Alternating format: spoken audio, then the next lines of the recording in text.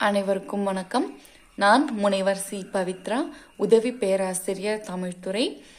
நாம் இன்றைய காணொளியில் காணவிருப்பது பாரத சமுதாயம் என்னும் கவிதை குறித்த பாடல் விளக்கத்தை காணலாம். சென்ற காணொளியில் பாரத சமுதாயம் என்னும் கவிதையிலிருந்து சில வரிகளை கண்டோம். அதன் தொடர்ச்சியாக இன்றைய காணொளியில் நாம் சென்ற காணொளியில் கண்டது பாரத தேசத்தில் பொது உடைமை நிலவ வேண்டும். பொது உடைமை நிலவினால் யாருடைய உடைமைகளையும் உணவுகளையும் யாரும் பறிக்கக்கூடிய வாய்ப்பு அவர்களுக்கு ஏற்படாது என்பதை பாரதியார் உணர்த்தினார்.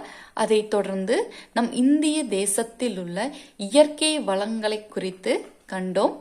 அதன் தொடர்ச்சியாக அடுத்த வரியானது, இனியொரு விதை செய்வோம், அதை எந்த நாளும் காப்போம், தனியொருவனுக்கு உணவில்லை எனில் இந்த ஜகத்தினை அழித்திடுவோம் என்று பாரதியார் குறிப்பிடுகிறார்.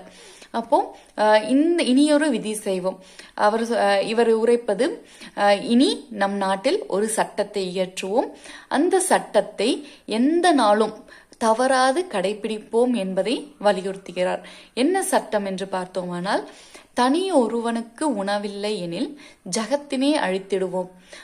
நம் நாடு சென்ற காணொளியில் கண்டது போல இயற்கை வளங்கள் நிறைந்த ஒரு செழுமையான நாடு. இத்தகைய திருநாட்டில் ஒரு மனிதன், தனி மனிதன் உணவில்லாமல் ஒரு ஏழ்மையில் துவல்வானால் இந்த நாட்டில், இந்த உலகத்தையே தீக்கிரையாக்கலாம் என்பதை பாரதியார் உணர்ச்சி பூர்வமாக வெளிப்படுத்துகிறார். இந்த உணர்வானது பாரதியாரின் வாழ்விலிருந்து வெளிப்படுகிறது. ஏனெனில் பாரதியார் பல சமயம் உணவில்லாமல் வறுமையில் பசியில் வாழ்ந்த காலங்களும் உண்டு. இதனை நாம் இந்த வரிகள் மூலம் காண முடிகிறது. ஒரு மனிதன், பொது உடைமை சமுதாயம் என்பது அனைவருக்கும் எல்லாம் இருக்கும் என்பது. அத்தகைய பொது உடைமை சமுதாயம் கிடைக்காமல் ஒருவன் ஏழ்மையிலும் ஒருவன் அதிகமான செல்வத்திலும் செழிப்பது சரியான ஒன்றாக இல்லை. எனவே இந்த உலகத்தில், இந்த பாரத தேசத்தில் ஒரு மனிதன் ஒருவேளை உணவின்றி இருந்தால் கூட இந்த தேசம் கொளுத்தப்பட வேண்டியது என்பதை தன்னுடைய கனல் தெரிக்கும் கவிதைகள் மூலம் பாரதியார் வெளிப்படுத்துகிறார். அடுத்து, எல்லா உயிர்களிலும் நானே இருக்கிறேன் என்றுரைத்தான் கண்ணன் பெருமான். எல்லாரும் அமர நிலை எய்தும் நாள் ஏதும் நன்முறையை இந்தியா உலகிற்களிக்கும். ஆம் இந்தியா உலகிற்களிக்கும். ஆம் இந்தியா உலகிற்களிக்கும். இவர் குறிப்பிடுவது, கண்ணன் என்பவன் இறைவன். இறைவனானவன் அனைத்து உயிர்களிடத்தும், ஓரறிவு முதல் 6 அறிவுள்ள மனிதன் வரை அனைவரிடத்திலும் இறைவன் இருக்கையில் எதற்காக இந்த மனிதர்க்குள் பாகுபாடு பார்க்க வேண்டும்? எல்லோரும் நல் வழியில் நடந்து ஒரு அமரத்துவமான நிலையை எய்த வேண்டும். அத்தகைய ஒரு நிலையை நம் பாரத நாடானது நம் நாட்டு மக்களுக்கு அளிக்கும் என்றதை உறுதியாக பாரதியார் இந்த வரிகள் மூலம் எடுத்துரைக்கிறார். எல்லோரும் ஓர் குலம், எல்லோரும் ஓரினம், எல்லோரும் இந்திய மக்கள், எல்லோரும் ஓர் நிறை ஓர் விலை, எல்லோரும் இந்நாட்டு மன்னர்.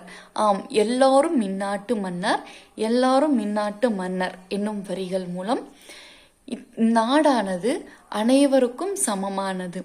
இந்த நாட்டில் வாழக்கூடிய மக்கள் அனைவரும் ஒரே குலம் என்று ஒற்றுமையை போதிக்கிறார்.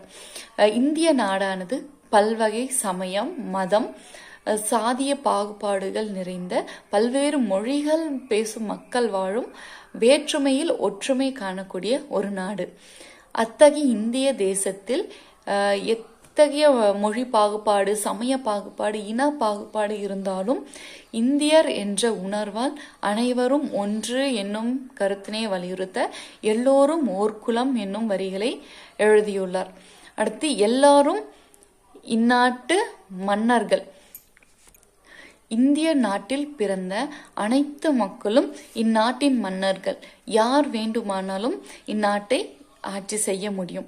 இந்நாட்டில் பிறந்தவர்களுக்கே இந்நாடு உரிமையானது என்பதை வலியுறுத்தவே எல்லாரும் இந்நாட்டு மன்னர்கள், எல்லாரும் ஓர் விலை ஓர் நிறை எல்லாரும் சமமானவர்கள், ஒரே தரத்தினர் என்பதை இப்பாடல் மூலம் பாரதியார் வெளிப்படுத்துகிறார்.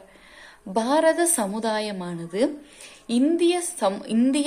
இந்தியாவில் வாழக்கூடிய மக்கள் அனைவரும் பொது உடைமை நிலையினை எய்தி எல்லாரும் சமமாக வாழ வேண்டும், ஒற்றுமையோடு வாழ வேண்டும், இங்கிருக்கக்கூடிய வளங்களை பயன்படுத்தி செழிப்பாக வாழ வேண்டும் என்பதை பாரதியார் தன் பாடலின் மூலம் வெளிப்படுத்துகிறார். நன்றி, வணக்கம்.